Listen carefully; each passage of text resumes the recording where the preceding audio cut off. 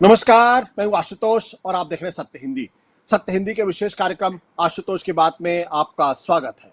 बातचीत शुरू करने के पहले एक छोटी सी अपील। सत्य हिंदी एक कोशिश है ईमानदार, निडर और निर्भीक पत्रकारिता की। हम अपने लाखों दर्शकों के शुक्रगुजार हैं जो लाखों की संख्या में हमारे कार्यक्रमों को देखते हैं और हमारी हौसला अफजाई करते हैं। उनसे एक और छोटी सी गुजारिश करना चाहते हैं कि आप न केवल हमारे कार्यक्रम देखें बल्कि संभव हो सके तो हमारे वीडियोस को बड़ी मात्रा में डिस्ट्रीब्यूट करें, सर्कुलेट करें और शेयर करें, ताकि ईमानदार पत्रकारिता ज्यादा से ज्यादा लोगों तक पहुंचे ऐसे समय में जबकि ईमानदारी से ईमानदार पत्रकारिता करना बहुत मुश्किल काम हो रहा है।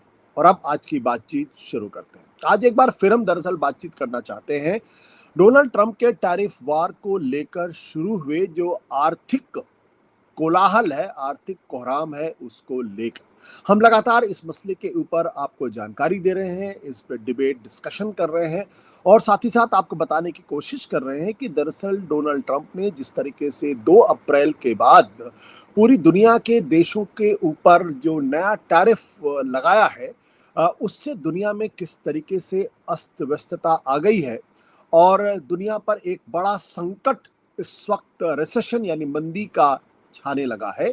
ऐसा बहुत मजबूती के साथ कहा जा रहा है। साथ ही साथ ये भी कहा जा रहा है कि कहीं ये तीसरे वर्ल्ड वॉर, ये वर्ल्ड वॉर सैनिक संदर्भ में नहीं बल्कि ट्रेड वॉर के संदर्भ में इसको लिया जा रहा है, कहीं उसका आगाज तो नहीं है।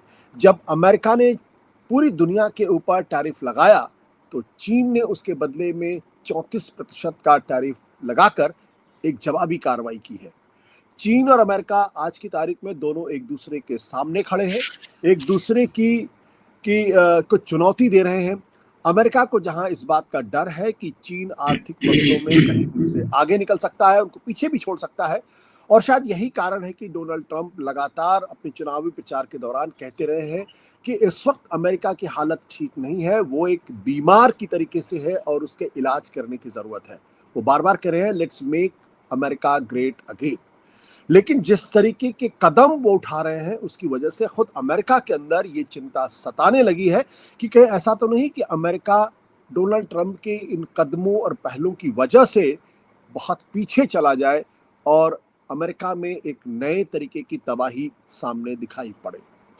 बहुत सारे मुद्दे हैं, इन तमाम मसलों पर हम बातचीत करेंगे देश के बहुत ही वरिष्ठ जानकार और आर्थिक मामलों के विशेषज्ञ प्रेम शंकर झा जी से, जो लंबे समय तक Indian express, Hindustan times, times of India जैसे प्रेस्टिजियस अखबारों में संपादक और संपादकीय दायित्व का निर्वाह कर चुके हैं और आर्थिक मामलों के बहुत बड़े जानकार माने जाते हैं। सर, आपका बहुत बहुत स्वागत है। जो ट्रंप ने जिस तरीके से शुरुआत की है उसको आप इनिशियली किस नजर से देखते हैं?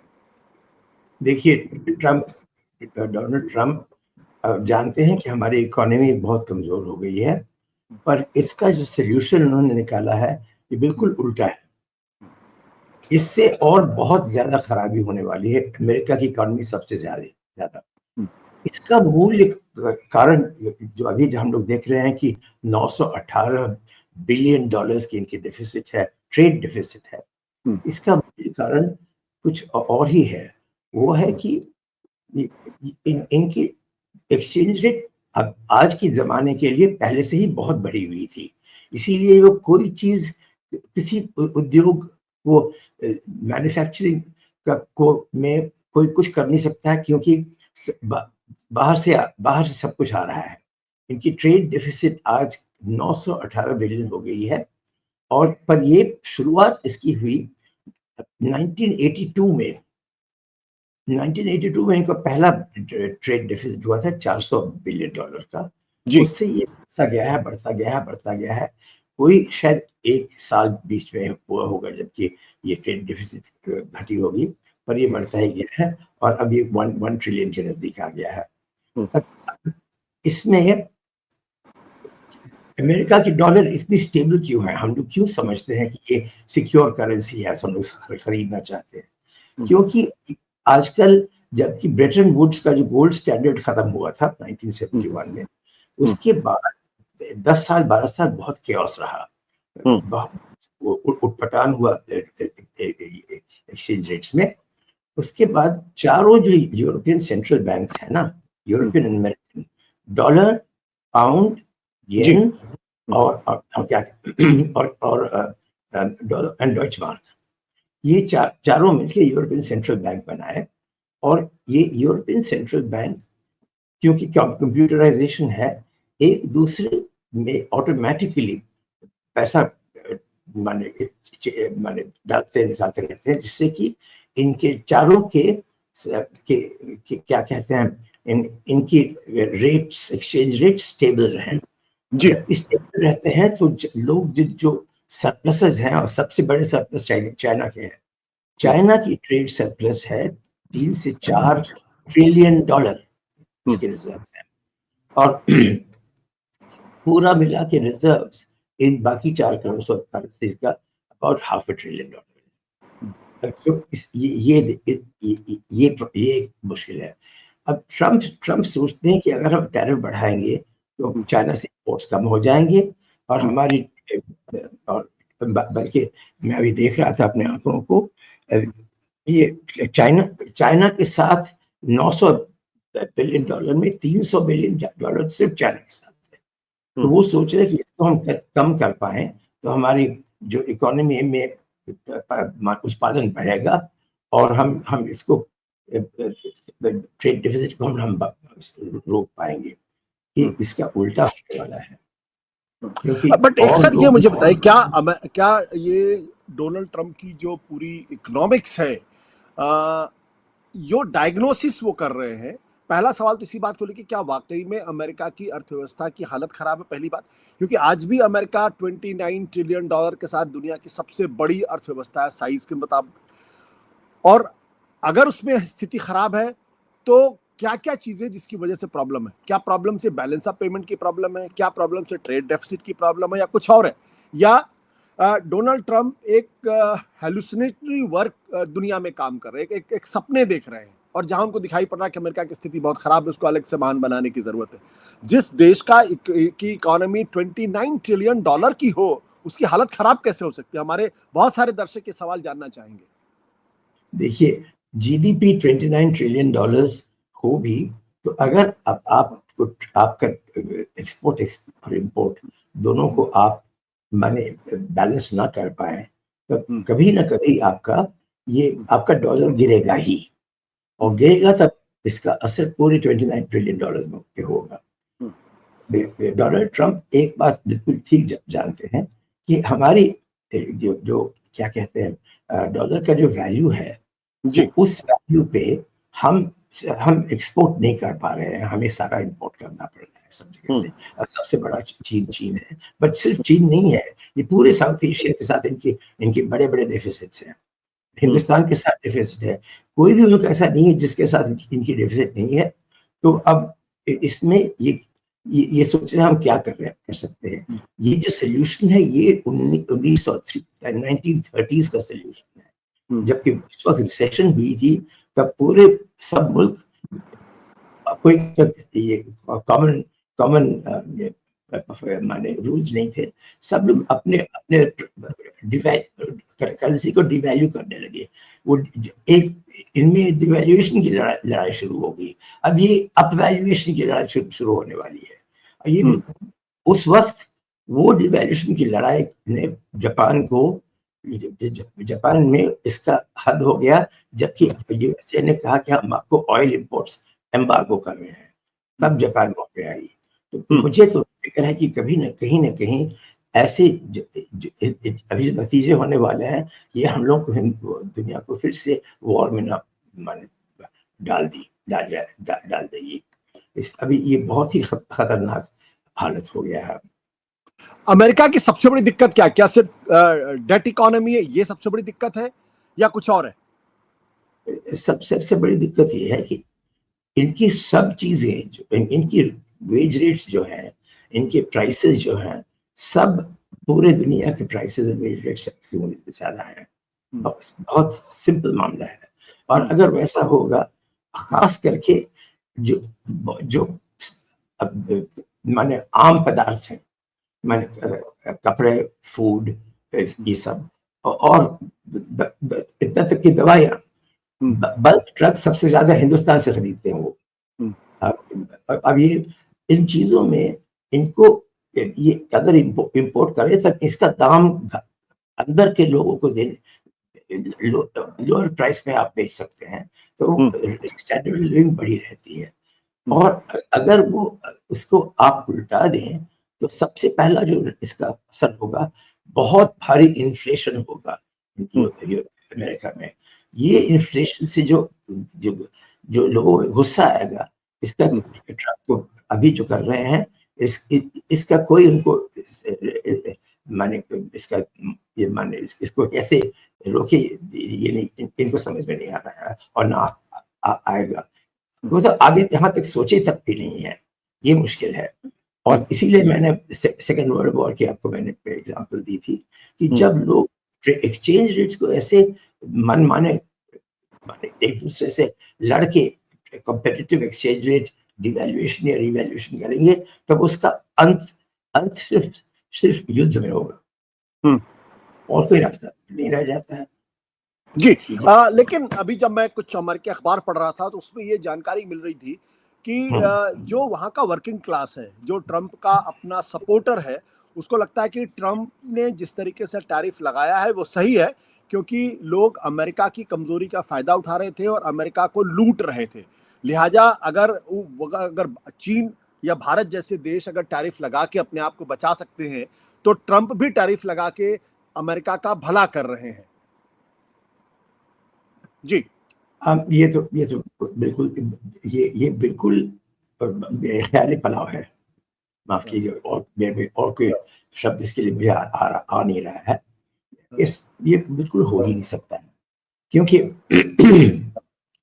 आपने टैरिफ बढ़ाया, ठीक है, अब इंपोर्ट्स घट गए, पर इंपोर्ट्स आ क्यों रहे थे? क्योंकि आप जो चीजें इंपोर्ट कर रहे थे, वो आपके यहाँ इससे कम दाम, इंपोर्ट से कम दाम में बना ही नहीं सकते हैं आप। अभी ऑटोमोबाइल्स को देखिए, सबसे और स्टील इंडस्ट्री, इन दोनों को देखिए, दोनों में आज से 40, 50, 60 साल पहले, जब मैं यूएस में उस पर रहता भी था, जब मैं बहुत जवान था, मैं वहाँ काम कर रहा था, दोनों बहुत कॉम्पिटिटिव थे, सो मच सो कि वो या बाहर की से गाड़ियां बहुत कम आती थी। वोक्सवैगन के अलावा मुझे याद है कि बहुत कम बाहर किया गया, और बहुत एक्सपेंसिव, जिनके पास बेहद पैसे थे वो खरीद पाते थे।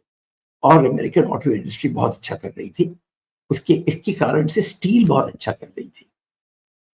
हाँ, अब दोनों इंडस्ट्री ये बिल्कुल अमेरिका में मर गए हैं। जो रह गए हैं वो कुछ जापानी मॉडल्स वहां बन रहे हैं, अमेरिकन मॉडल्स मेक्सिको में बन के आते हैं लौट के।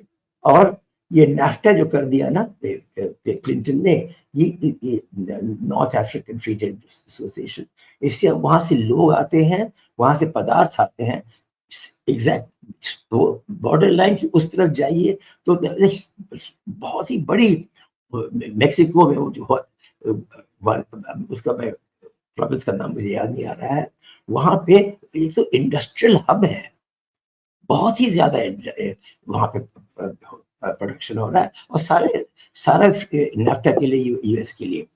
तो ये मेक्सिको का आप देखिए, उन्होंने बात ही नहीं किया, क्योंकि वहां पे सब अमेरिकन कंपनीज हैं।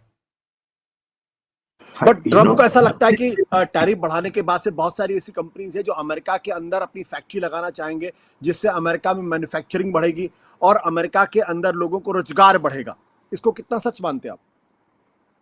ये अगर ये लोग अपने कॉस्ट ऑफ प्रोडक्शन को आधा नहीं कर पाए, तो इनका भविष्य नहीं है एज एन एक्सपोर्टिंग और प्रोड्यूसिंग नेशन। ये अभी होना बिल्कुल नामुमकिन है, क्योंकि इसके लिए आपको रोजगारी, वेतन कम करना पड़ेगा, आपको रॉ मटेरियल्स का कहीं से आपको ढूंढना ही पड़ेगा बाहर से, यू नो। अब बाहर के लोग अगर आप पे ये देना बंद कर दें या टैरिफ इससे बढ़ा दे, तब आपको फिर मुश्किलात होगी। तो ये जो एक दूसरे से, ये एक इकोनॉमिक लड़ाई से कुछ नहीं ठीक होता है। हमें ये सीख लेना चाहिए था। देखिए, दूसरे वर्ल्ड वॉर में 12 मिलियन लोग मारे गए, हम्म, फर्स्ट वर्ल्ड वॉर में 19 मिलियन लोग मारे गए। हम्म, यही इसी लड़ाई पे बिटवीन नेशन स्टेट्स, कैपिटलिज्म इन नेशन स्टेट्स, हाँ, इसी कैपिटलिज्म की लड़ाई से हुई। अब हम लोग ग्लोबलाइजेशन में आ गए हैं और क्या हो रहा है कि क्योंकि अब ट्रांसपोर्ट कॉस्ट्स बिल्कुल खत्म हो गए हैं, इश्यू है ही नहीं, इसलिए आप ये कुछ बना के किसी और मुल्क में बेच सकते हैं। और ये सन 80 से शुरू हुआ और अब फुल हो गया है। और जो कंपनीज बाहर काम कर रहे हैं वो भी अमेरिकन कंपनीज है ज्यादातर, तो उनको चोट लगने वाली है, तो दूसरे मुल्कों को चोट लगने वाली है, वो अमेरिका को चोट लगाएंगे। और अब वो ना तो वो वर्ल्ड ट्रेड ऑर्गेनाइजेशन में की बात सुनते हैं, ना वो यूएन में अमेरिका किसी की बात सुनती है। मुझे तो होता है कि या तो डोनाल्ड ट्रम्प अपने सेंसेस में जल्दी आए और मुझे होगा, क्योंकि ये जो मैं कह रहा हूँ, यूएसए में बहुत से काउंटर प्रेशर्स हैं और उनकी डेमोक्रेसी बहुत ही स्ट्रांग है। इसको याद रखते हुए मैं सोचता हूँ कि अभी जो हो रहा है, साल भर दीजिए और देखिए कैसे आस्ते आस्ते सुलझाएंगे। क्या आपको लगता है कि ट्रम्प के खिलाफ लोग बगावत करेंगे, सड़कों पर उतरेंगे? क्योंकि अभी जो आशंका बताई जा रही है कि वहां मंदी होगी बड़े पैमाने पर, लोगों की नौकरियां चली जाएंगी, लोग बेरोजगार होंगे, और ऑलरेडी उनकी जो अप्रूवल रेटिंग है वो काफी कम इस वक्त हो चुकी है, और शायद अमेरिका के इतिहास में पहली बार ऐसा हो रहा है कि किसी प्रेसिडेंट की अप्रूवल रेटिंग सिर्फ 3 महीने के अंदर बहुत कम हो गई है। बस वो अप्रूवल रेटिंग से ही ट्रम्प अपने सेंसस में आएंगे, हाँ, होश में आएंगे, क्योंकि और कोई रास्ता नहीं है। और खैरियत है कि ये आजकल बहुत अच्छा चलता है, और ग्रॉक जैसी चीजों के साथ तो और भी अच्छा हो गया है। कोई अब झूठ नहीं बोल सकता इसमें, क्योंकि कहीं न कहीं पकड़ा जाएगा। और अमेरिकन गवर्नमेंट जो भी अपने लोगों से बातें छिपाती है, पर झूठ नहीं बोलती है।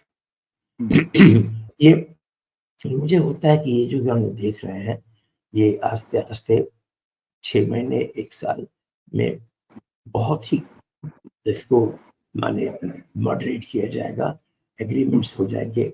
और क्योंकि देखिए अभी इनको 4 साल का फिक्र नहीं है, पहले तो 2 साल के बाद ये कांग्रेचुलर इलेक्शंस होंगे, इसी में मारे जाएंगे। तो कहाँ तक रिपब्लिकन पार्टी इनको जाने देगी? वहां के जो चेक्स एंड बैलेंसेस है, मुझे होता है वो काम करने लगेंगे। अगर ना काम किए तब तो दुनिया का भविष्य काफी मैं अंधकार देखता हूँ।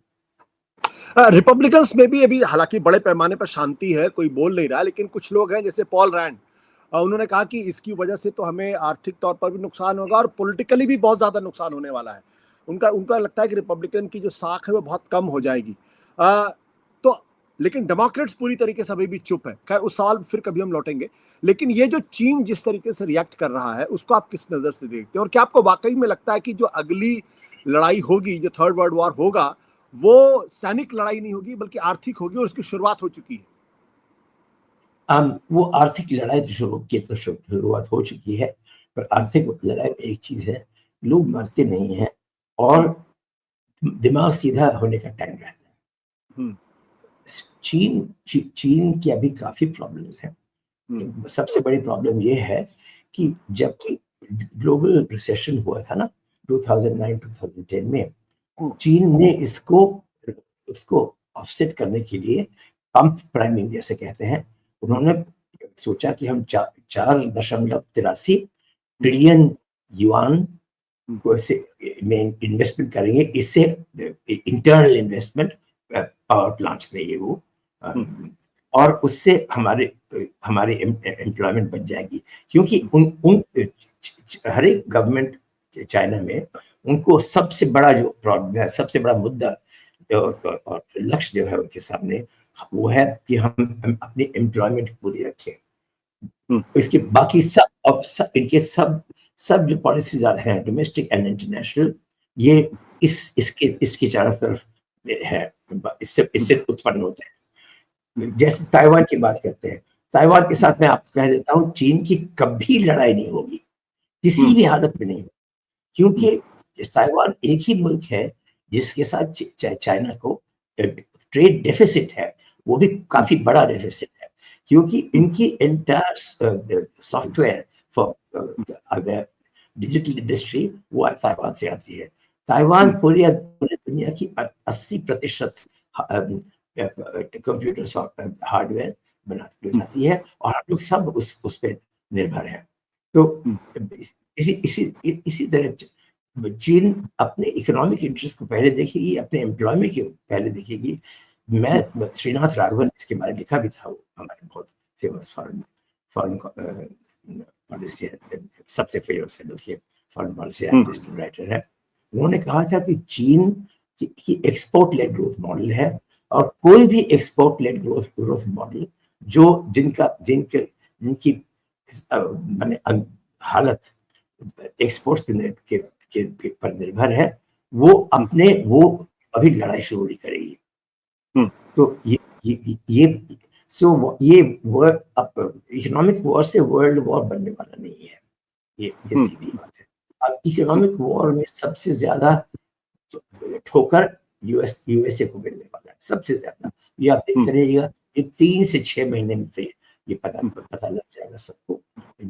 सब दाम यूएस पे बहुत बढ़ेंगे, काम नहीं बढ़ेगा, एम्प्लॉयमेंट नहीं बढ़ेगा, पर दाम सबसे ज्यादा बढ़ जाएगा। लोग जो अभी भी गरीबी झेल रहे हैं, आप जानते हैं कि रोबोटाइजेशन एंड ऑटोमेशन आपकी पूरी ब्लू कॉलर वर्किंग क्लास को उड़ा दी है यूएसए में, और व्हाइट कॉलर में कंप्यूटराइजेशन ने व्हाइट कॉलर के अपर लेयर जो है, जो बैंक्स पे काम करते थे, उनको भी खत्म कर दिया है। तो वहां पे गुड एम्प्लॉयमेंट के लिए बहुत ही मुश्किल है पाना। और अगर यहाँ पे और रिसेशन हो जाए, तो जो भी गवर्नमेंट ने किया है उसको तो बिल्कुल लात मार के निकालेगी। और ये 2 साल के अंदर, मैं आपको वादा करता हूँ, 2 साल के अंदर देखिएगा। एक बात और है, डेमोक्रेट्स को भी यही प्रॉब्लम था। इन्होंने इस समस्या को कैसे हल किया?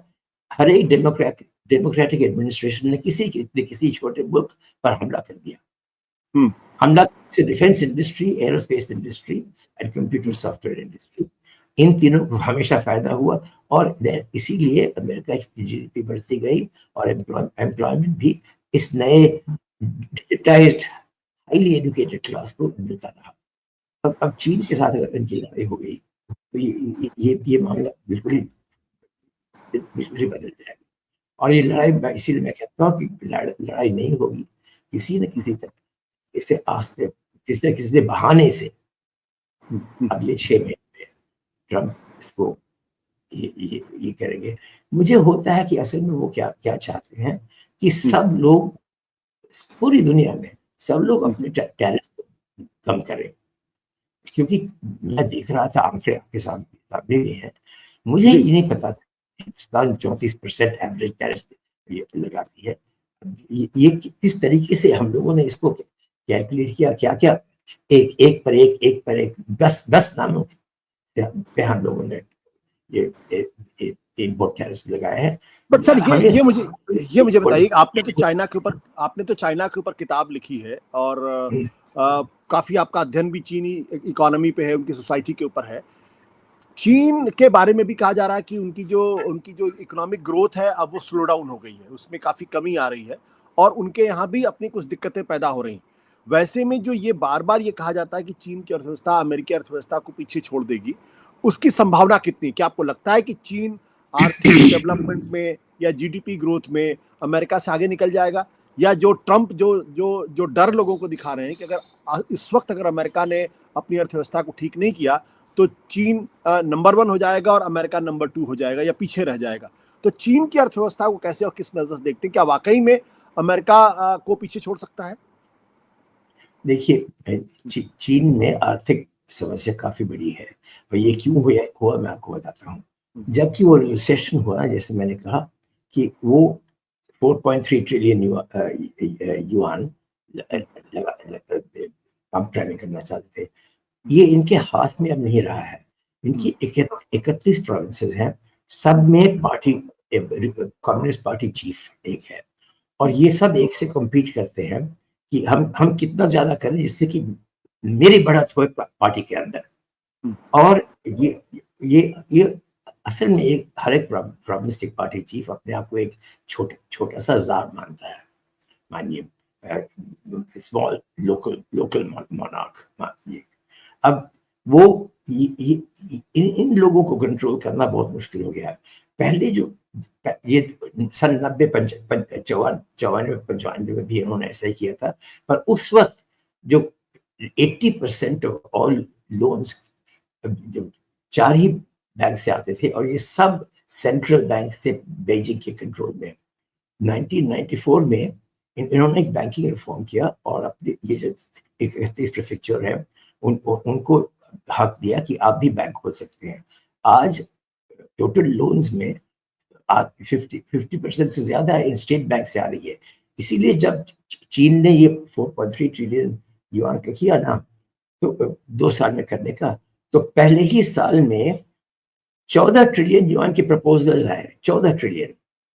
और इन्होंने बेहद कोशिश की, कोई रोक इन पे नहीं डाल पाए। अंत में 2015-16 में जब ये बर्स्ट ऑफ इन्वेस्टमेंट खत्म हुआ, 24.5 trillion yuan had been spent on infrastructure projects, power plants, steel plants. वहां कई स्टील प्लांट्स है जिसमें कि ये माने पैकेजिंग भी नहीं निकाला गया है, जबकि ये इनका जो जब ये इनका जो रिसेशन 2015-16 में शुरू हुआ, बहुत भारी रिसेशन है। उस वक्त में हमारी 90 मिलियन टन कोयला उनके पास थी, वो सिर्फ क्या कहते हैं पोर्ट में पड़ी रही, क्योंकि उसको लेने वाले कोई नहीं थे। उन लोगों ने 300,000 मेगावाट्स 4 साल में एडिशनल इलेक्ट्रिसिटी कैपेसिटी बनाई। इनको यूज करने के लिए एग्जिस्टिंग इलेक्ट्रिसिटी कंपनीज को 40% कैपेसिटी यूटिलाइजेशन पे इनको चलना पड़ा, जिससे आप थोड़ा बहुत चलते रहेंगे, काम रहेगा, पर इन लोगों को जगह देना ही है। उनके प्रॉब्लम अभी बहुत बड़े हैं, और इसीलिए बेल्ट रोड इनिशिएटिव हुआ, क्योंकि अगर आप चाइना में नहीं इन्वेस्ट कर सकते हैं तो पूरी दुनिया में इन्वेस्ट कीजिए। हम लोग ये ना समझ होके इसका एडवांटेज नहीं है। मोदी जी खास करके ना समझ तो है ही, ये पूरी गवर्नमेंट है, और चीन के बारे में कुछ नहीं जानते हैं, कुछ नहीं जानते, और इनकी इकोनॉमी के बारे और भी कुछ नहीं जानते हैं। कितना चाइनीज इकोनॉमी की हालत कितनी खराब है? मैंने हाल में डिटेल में नहीं देखा है, पर इनकी ये है कि पहले जब ये ड्रॉप कोलैप्स हुआ था, 90 मिलियन एम्प्लॉइज जो कि माइग्रेंट वर्कर्स हैं, जो कि हर साल 1 महीने के लिए अक्टूबर फेस्टिवल के लिए घर जाते थे, उनको चिट्ठी दी जाती थी कि आप लौट के आइए। 90 मिलियन को चिट्ठियां नहीं मिली। आज की स्थिति में मैं कह नहीं सकता हूँ, मैंने देखा नहीं है, तो ये 5 मिनट का काम है देखने का। पर आप विश्वास कीजिए कि उन्हें ये जो इनका जो प्रीऑक्यूपेशन है अभी सिर्फ यही है कि हम इन लोगों को काम कैसे देते जाए। वो हमारी गवर्नमेंट जैसी नहीं है कि हम लोग जानते हैं कि 80% लोग 30 साल के लोग से नीचे वालों को कोई काम नहीं है, बिल्कुल कोई भी काम नहीं है, और मोदी जी कहते हैं कि ये हम काम नहीं कर दिया, झूठे आंकड़े निकाले जा रहे हैं। चीन वाले ऐसे। आपको लगता है कि शी जिनपिंग जो है वो ट्रंप के आगे झुक जाएंगे और ट्रंप की शर्तों को मान लेंगे? देखिए, ये तो वन साइडेड होता है ना। अगर ट्रंप ने इन पर कितना लगा दिया, 34% ऐसे कुछ लगा दिया है ना, ये यहाँ मैंने कहीं लिखा था, 34% लगा दिया है। चाइना भी लगाएगी, और उन्होंने कह दिया कि सबसे एक मेजर एक्सपोर्ट चाइना को था चिकन लेग्स। विश्वास नहीं करेंगे, वो चिकन लेग्स पे पहले ही, इसके ट्रंप के कहने के पहले ही उन्होंने चेतावनी दी थी कि हम इसको रोक देंगे। तो जो लोग, अगर आप और इंपोर्ट नहीं होने देंगे, तो जो लोग आपसे इंपोर्ट कर रहे थे वो आपसे नहीं लेंगे, सीधी बात है, क्योंकि वो भी टैरिफ बढ़ा देंगे।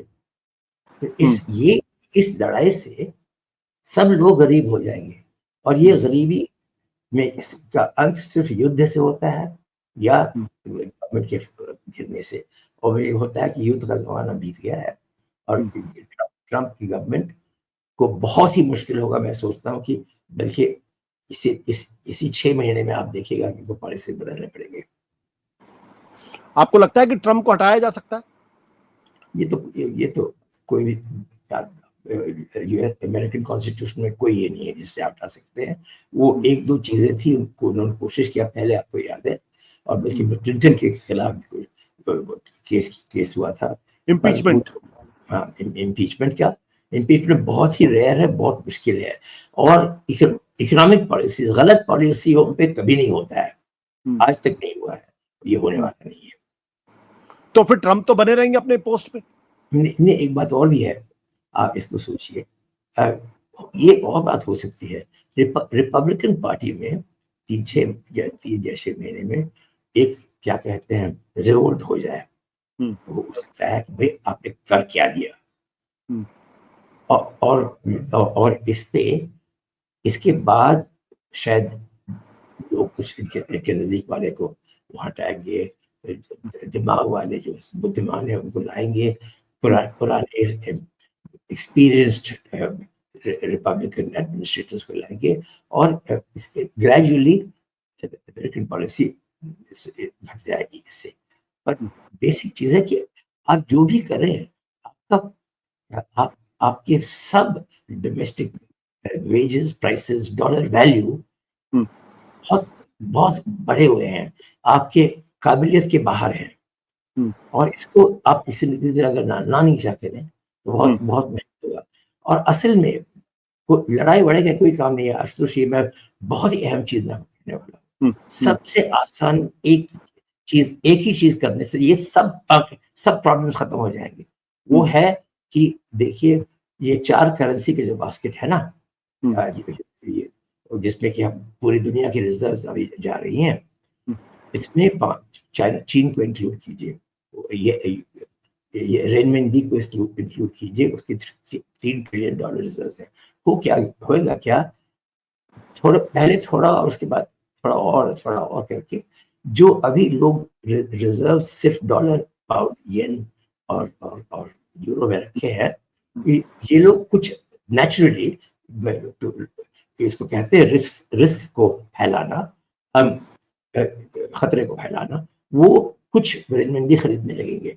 जब ये होगा तब डॉलर का वैल्यू गिरेगा अपने आप, और बाकी सबका, और एक स्थिति आएगी जबकि इनके बहुत सी इंडस्ट्रीज अपने आप रिवाइव करेंगे, क्योंकि वो उस जगह पहुंच गए हैं जबकि वो उनकी गुड्स, उनकी पदार्थ अब दुनिया में कम्पिटिटिव हो गई है। ये बहुत सिंपल चीज है। पर चीन ने कई साल पहले पूछा था हमें 5वां ये बनाइए, इन लोगों ने इसको नकार दिया बिल्कुल,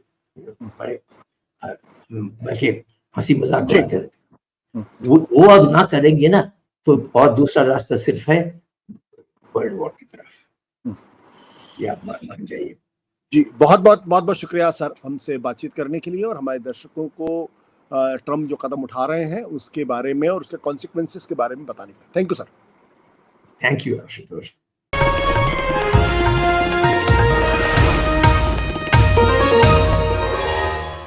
Copyright disclaimer under Section 107 of the Copyright Act 1976. Allowance is made for fair use for purposes such as criticism, comment, news reporting, scholarship, and research. Fair use is a use permitted by copyright statute that might otherwise be infringing.